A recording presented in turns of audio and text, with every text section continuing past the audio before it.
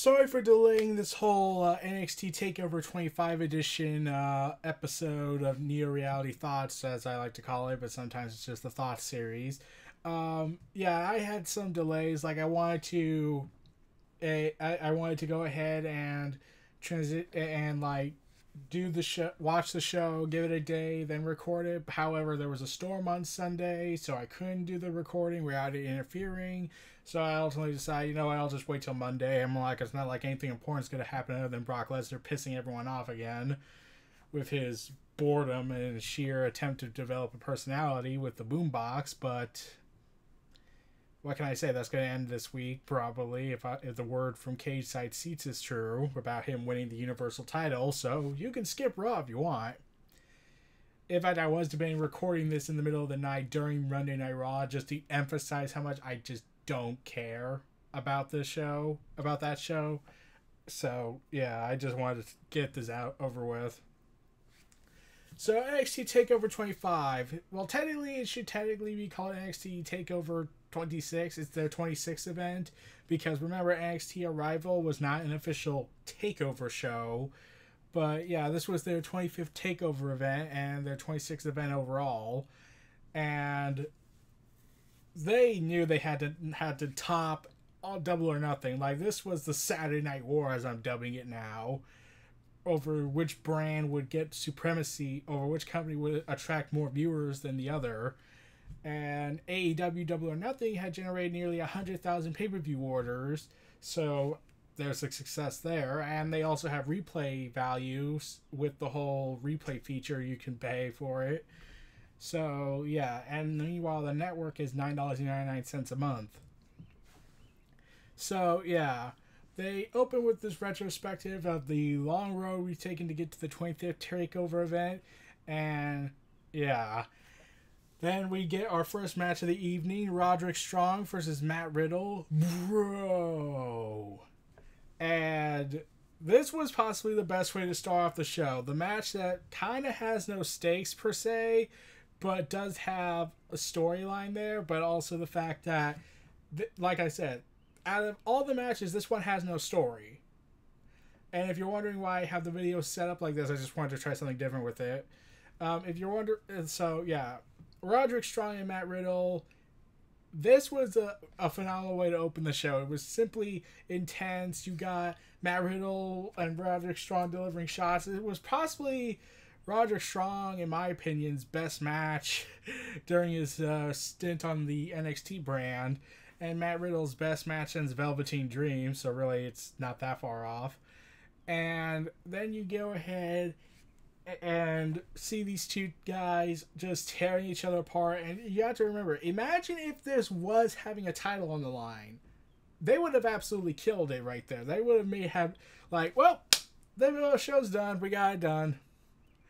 So yeah, even though they knew there was no stakes in this other than for notoriety, really they really showcased something here, and I enjoyed every minute of it. Like, yeah, they're just getting brutal with each other in this match. Then you got GTS into a German suplex bridge for a 2 count, and then you got Beth Phoenix is now the new third commentator after Percy Watson, I think, left. So yeah. And you get Roderick Strong just doing a Izaguri off the top rope and some flying knee shots. And yeah, it was just a really great way to open up the show. Matt Riddle would ultimately defeat Roderick Strong. And this, like I said, phenomenal matchup. This was probably Roderick Strong's best match to date on the NXT brand. And Matt Riddle's just another day at the job, like, bro, now I need to go and retire Brock Lesnar. I hope I get to screw him on Monday, but bro, I get to be somebody on here, and a brand that deserves my accolades. Anyways, and now we get to what should be labeled as Kyle O'Reilly's date with Destiny, because we get the Undisputed Era versus the Forgotten Sons versus Street Profits versus Oni Larson and Danny Burch. I'm surprised they haven't formed a tag team name yet.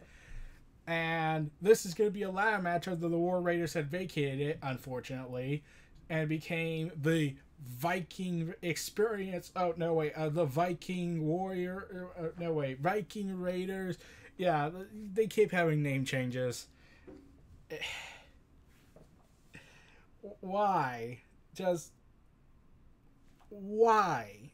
Why can't you just call them frickin' War Raiders? So yeah, all the teams are going at it right off the bat, and sure enough, we get Oni Larson, Danny Burch, and the Undisputed Era brawling, and then Kyle O'Reilly gets horribly abused by ladders.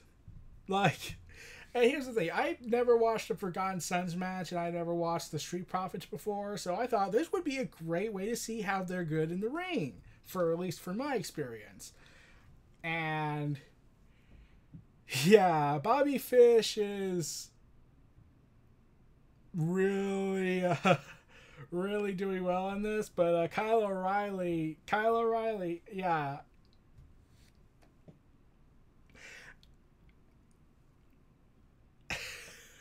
Okay, best way to sum it up. Marvin L. summed it up best. He referenced South Park with the "You killed Kenny" with "You killed Kyle, you bastards." And I'm just like, oh my god. Well, what? Like, Kyle O'Reilly, the way he sells it is just always over the top cartoonish to me. Even he uploaded a picture of himself eating a steak, and he's like his eyes all open, and it's like, okay, Kyle, are you secretly a cartoon character come to life? Because we haven't had a bad experience with people who come to life as cartoon characters come to life. One's in the White House, but that's a different matter. But at least Kyle's more entertaining than the other guy. So yeah, yeah, and like the Forgotten Sons, like when I heard of that name and I thought of their gimmick, I was like, oh, is this like a very brutish group, like they think they're forgotten by people, like okay, I get that part because Wesley Blake's in this, because really Buddy Murphy became the top star and Wesley Blake just got left in NXT, left in the cold. But like when I was thinking of the Forgotten Sons gimmick, I thought it was going to be more like a replacement for Sanity in terms of a cult-like gimmick style, like they're bound by faith and not by one leader, like they're bound by a common cause of faith and ideal. But no, that wasn't the case. Even their theme music gave that away. But we get the return. But anyway, so yeah, Kyle O'Reilly, he was really abused in this match by the ladder. Like, everything that was thrown at him, he always landed on the ladder. Falls off a ladder, lands on another ladder. His powerbomb through a ladder, breaks his back. Goes ahead and starts bleeding out of his back. Lacerations are cut into him. And I'm just like, how is he still moving? Like, at least Alexander Wolf, when he powerbombed, powerbombed one of the authors of Pain in the War Games match, he was bleeding back of his head, which was gruesome. Thank God he's all right. Thank God he survived that. But at least he was down for like what, 10 minutes, and then he got back up and was like still trying to finish the match. But now Kyle O'Reilly is like, I need a top suicide style. I'm getting back up, and then gets abused again by the ladder, and it's just hilarious of how insane this got.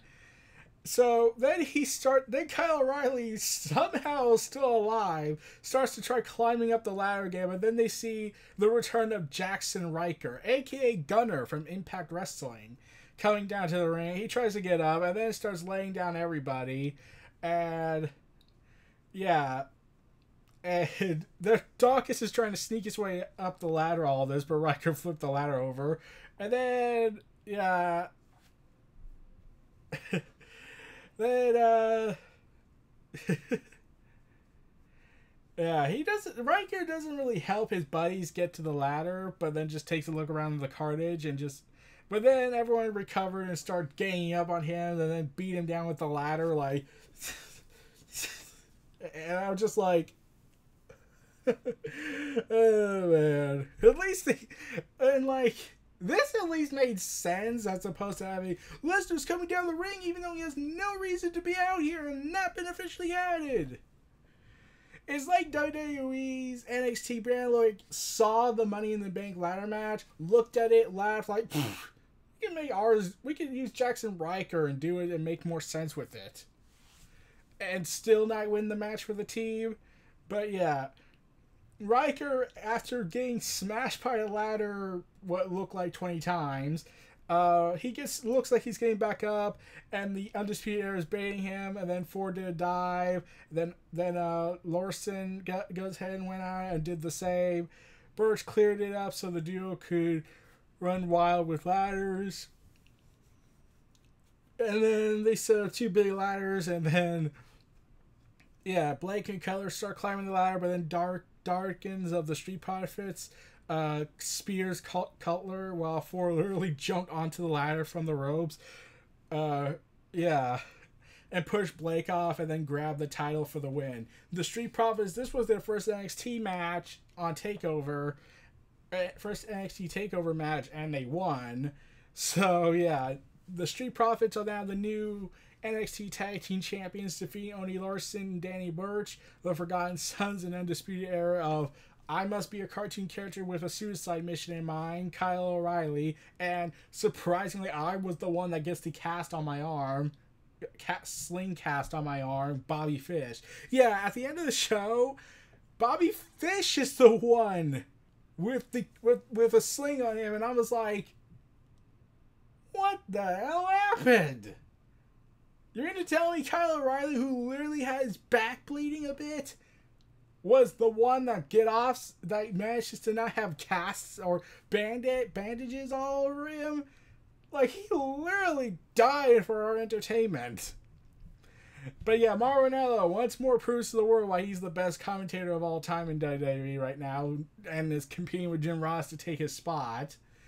Where he goes ahead and makes these references that make absolute sense and changes it around. Where he yells out, "You killed Kyle! You bastards!" Now we get what many people consider to be a dream match, Velveteen Dream, Dreame, versus Tyler Breeze, baby! And yeah, this was basically going to be a character-based matchup. Like, and Tyler Breeze having come home to NXT to challenge Velveteen Dream should really even confirm that yes, he's part of the NXT roster again, which makes NXT basically the place to be for virtually anyone who has any semblance of wanting to get popular again, wanting to be able to showcase their abilities. Because I don't know if they got a pay cut with those who go back to NXT. Like, it wouldn't surprise me if there was a pay cut if you went back to NXT. But, like, I'm pretty sure Breeze didn't care. He wants to wrestle, not be in the catering and fighting for a 24/7 title. And we get the Tyler's Gorgeous Velveteen! Tyler's Gorgeous Velveteen! And yeah, everyone was saying this was going to be basically a character matchup. I thought that too. But we got pretty good wrestling, and Tyler Breeze is bleeding from his ear. Yeah, that had to really hurt. And so anyways, this was very entertaining for me. Like, I enjoy Breeze. I enjoy that he's home and he's allowed to do what he loves to do again. Velveteen Dream ultimately gets the win and retains the North American Championship, which does raise the question, who's going to be the one that defeats Velveteen? Like, I have reasons to believe it could be either someone from the Undisputed Era, it could be Dominic, whatever his last name is, but he got injured. Like, they look like they were building up to that match. Keith Lee, Matt Riddle was already got the chance and failed. But yeah. And Velveteen Dream goes ahead and like Velveteen stops for a second and just like takes a selfie with Tyler Breeze's phone as a way to mock him. And like I said, no one knows if Velveteen's supposed to be a heel or a face. Like when he feuded with Tommaso Ciampa, that was a heel-face dynamic. But when it came to Breeze or Matt Riddle, you couldn't really tell which character he was playing. Was he the arrogant heel or was he the cocky face who was just so damn entertaining? Either way, we win ultimately in the end. And Velveteen didn't have this super luxurious entrance with a gimmick. Like, everyone would say, like, he needs to dress up as Stardust after what Cody did to Triple H's throne at AEW's Double or Nothing event. Sadly, that was not going to happen, so that was tragic. It would have been perfect, though. And Velveteen in his promo once again cuts a promo on Vince McMahon, because at this point it might as well be promos on Vince McMahon. When Velveteen goes ahead and says like how Tyler Breeze went to the main roster expecting stardom but ultimately got nothing but irrelevancy, and like was like, oh, so you're shooting at Vince again, okay. Like, that is always entertaining when I see Velveteen Dream just take literal shots at Vince and the way he books people. And then after the match, he goes ahead and posts on Twitter the next day saying, "Follow that, AEW Wrestling." Yeah, he tweeted out to AEW and then, as per usual, as he likes to do, deletes all his tweets. I got to imagine how pissed off Vince must have been. Because, like, remember, he's already pissed off at us as it is because of all the shots that were taken, Jon Moxley defecting, Jon Moxley podcast that happened with Jericho, and that gave a lot of insight and confirms all of our fears. So yeah, we're no longer conspiracy theorists. We've actually been saying what we've been believing. We also have to realize that Cody took all these shots at Vince and Triple H. And now you got Velveteen Dream actively saying AEW and Sami Zayn publicly giving AEW more publicity, which was an ingenious script plan by Vince. Very ingenious. Let casual fans who think there's nowhere else to go realize there is a place to go. Genius. No, seriously, that was beyond fucking stupid. So, yeah. So then after the match, after Velveteen Dream retains his title, he goes ahead and tries to leave. Tyler pushed him back, and then the crowd's starting to chant for selfie, selfie, selfie. And they share share a selfie together, and that's the end of that. Oh man, Dream and Breeze are just entertaining. Like, I kind of wish they could be a tag team in NXT. They would kill it, absolutely. And now we get to what people have been having issues with lately: Shayna Baszler as NXT Women's Champion versus Io Shirai. So, this match was the shortest of all of them in the NXT event. And Io Shirai, I was rooting for Io Shirai to win because a lot of people have been saying this, and I'm starting to understand why. Like, really, there's nowhere left for Shayna Baszler to go. Like, she won the NXT Women's Championship, and she's done it twice. She's defeated all the top women they have. Io Shirai would be the logical pick, like, besides Candice LeRae. But the problem in this, and I think I might know why, don't quote me on this, I keep getting the feeling that Triple H knows that it might be time to drop the title to someone else, but the problem is the aftermath of what's he going to do with her. Because really, he's putting a rock in a hard place. If he keeps her in NXT, and especially as Women's Champion, people are going to get sick of her as overexposed or winning too many times and becoming more of a Brock Lesnar type. And fans hate him right now, more so. Or if she gets called up, Triple H can't protect her, and Vince will just creatively abuse her, even regardless of her status as an MMA fighter and Ronda Rousey's friend and fellow horsewoman. So really, Shayna Baszler's in that damned if you do, damned if you don't position, especially Triple H. And I've been hearing that Triple H has tried to talk to Vince about the whole situation regarding the creative direction of the main roster. Vince has ignored every single idea, and now they're no longer on speaking terms regarding the direction of the company. So take of that what you will. All I know is that just says how much there's a problem. So yeah, that happened. So yeah, Shayna Baszler and Io Shirai.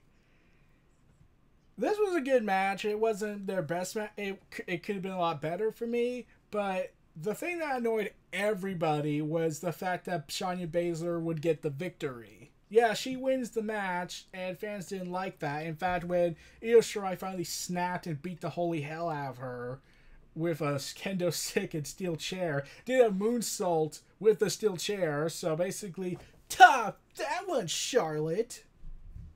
So, yeah. So, yeah, and the fans are chanting, you deserve it! You deserve it! You deserved it!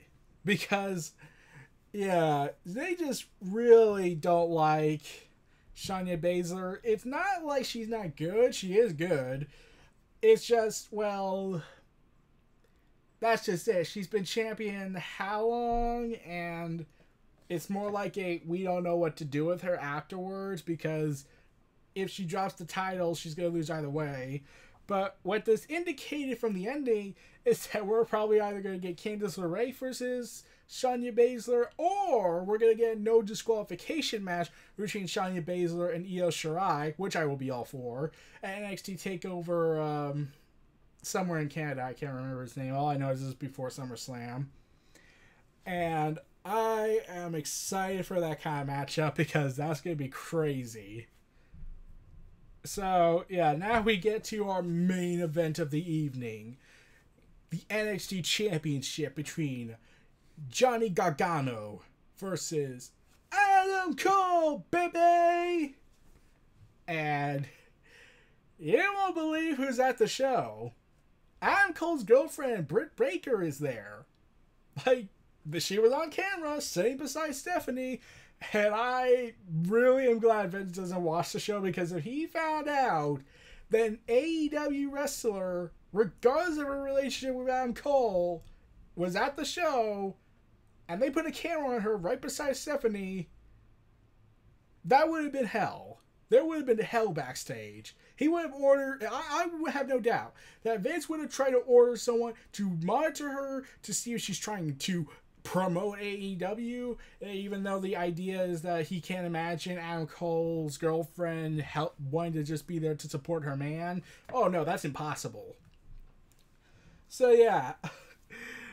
Or he could have escorted her. He could have ordered an escort to escort her out. Because if that happened, that would just prove Vince is an asshole. More so. So yeah, Adam Cole and Johnny Gargano, do I even need to say it? They had a 5.5 star rating on their first encounter back in New York. This is 5-star worthy. Damn it, this is 5-star worthy, and I will not accept anything less. I'll accept things more if that's possible, but I will not accept anything less. This operated more in a technical aspect, and along with Johnny Gargano pulling a Pete Dunne card where he goes ahead and twists the limbs and joint manipulation, because that's at all not crazy. And then you got a Panama Sunrise from Adam Cole later on in the match. Twice. You got super kick galores going on. So that should be everything Jay Meltzer wants in a 5-star quality matchup nowadays, right? Right? And yeah, and then they look like they're going to do a duplication of the moment that ended their first 2 out of 3 falls match. But no, turns out that that when Cole was screaming in his face, saying it's over for you. You had your special moment. Now it's time for mine. He tries the last shot. Now you would expect Gargano to avoid it and try to do the Gargano escape. But Cole managed to get out of it and reverse it into one of his own. Johnny got out and then socked everyone and then did the last shot to Adam Cole, Adam Cole's finishing move. And that was only enough for two. And fans are chanting, "Fight forever! Fight forever! Fight forever! Fight forever!" And I was like, I really love the NXT crowds. Like, I especially love it when they get a match that's so good they just want it to not end.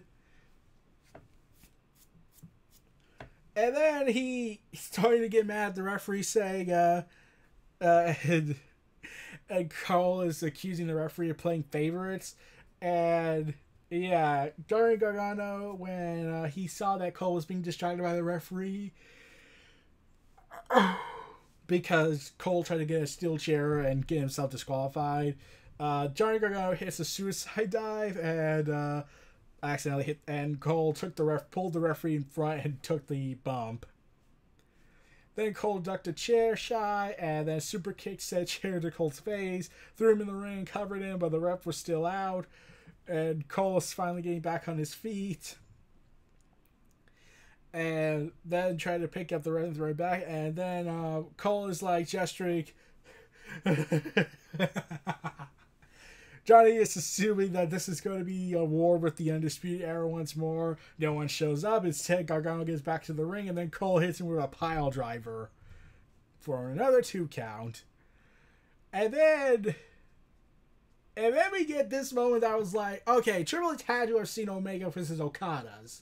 All the Omega Okada matches, because Johnny Gargano is down and out. He's plopped back up to his knees. Cole tries to set up the last shot, but then all of a sudden Johnny just collapses, and then Johnny comes out of nowhere and and puts him in the Gargano escape. However, Cole tried to escape, but Johnny rolls over. You look like this is going to be the end. But then Cole used his elbows to target the knee that's been exposed to injury in the matchup. Like, there's even a moment where Gargano tried to suicide dive out, but then gets super kicked. And for some reason, people were comparing it to the Sasha Banks Asuka incident, except that was a blatant botch because she didn't put enough force into doing the dive. And Asuka had to save her, whereas Gargano was doing a spot, and I could tell that wasn't a botch, or else that would have been, like, said something else entirely. In fact, the fans would have said, "You fucked up! You fucked up!" So, yeah.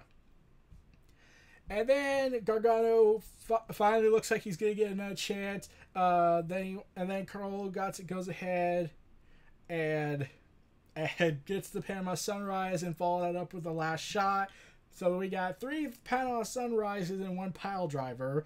And they finally do the 3 count. And Adam Cole, baby, wins the NXT Championship after Johnny Gargano loses it in his first title defense. Yeah. Oh, man. A lot of people were kind of mad about that ending. They were more mad about it than Shayna Baszler and Io Shirai's ending, because everyone was coming into this match expecting that Gargano was going to retain the title because it made sense. But I could understand why they probably didn't do it the way that people thought it was going to happen, because really think about this direction. What's left for Gargano in NXT? He had his 3-year journey to get the title. He finally gets the title.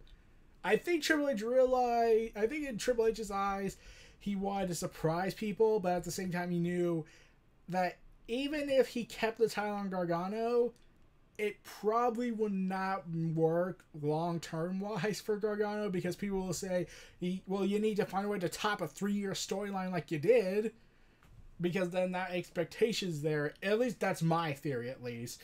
Like, it could be because he wanted to surprise people, but, like, what's more, I look at Gargano, I say, he is WWE's answer to Kenny Omega. Like, you could, Like, everyone will say Kenny Omega's the best in the world, and then WWE and its fans will say, okay, we got Johnny Gargano, we got Johnny freaking Wrestling. They could say that, and fans would be like, well, that is a good point. And now, I keep thinking, I had this debate, and everyone voted, and a vast majority of it voted for Gargano and Cole. I asked this question, after this NXT TakeOver, what match do you think is WWE's answer to Omega versus Okada? I had written up either Gargano versus Cole or Gargano versus Ciampa. The vast majority voted for Cole. So yeah, that should say something. Some were saying like, yeah, but it's not the same level of that kind of stuff. But I was like, it's WWE's only answer to it, so that gotta count for something. But yeah, Gargano has had a pretty phenomenal year. Now I'm expecting he's going to get one last match against Cole at NXT TakeOver in August. And that's going to be the finale for Gargano's, basically his swan song, and kind of his swan song for his long-term career in WWE, because the main roster will screw this all up.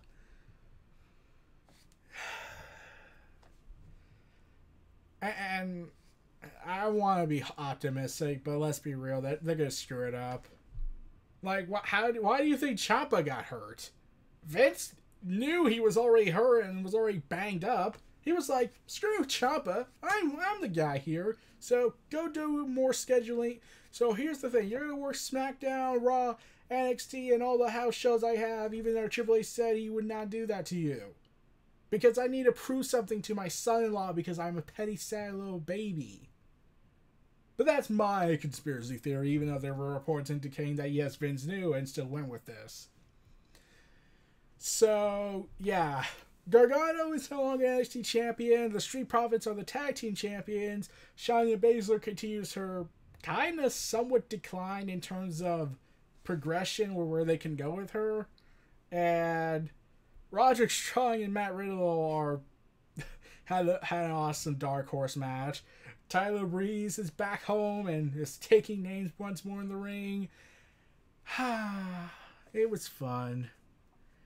So yeah, this was a great NXT TakeOver number 25. I really hope, I'm hoping kind of, that they do NXT TakeOver DC for no other reason, though I can go to that show. Because damn it, I want to see that. I want to be there in person. Or take over Baltimore, that could work. So yeah, NXT TakeOver 25. Great show, phenomenal work from all competitors, great commentary, especially Marvinello. Kyle O'Reilly, his back's destroyed. Yeah, those basically was it. My thoughts on NXT TakeOver 25. This was Near Reality Antenna. If you like, comment, subscribe, and donate. Stay tuned for more. And oh, by the way, I got my first Absolute edition of DC Comics. I'll be right back.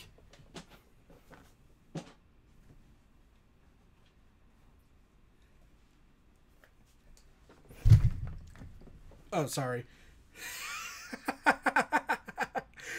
So I expect this to appear soon in the Thoughts series. Thanks. I'll see you all later.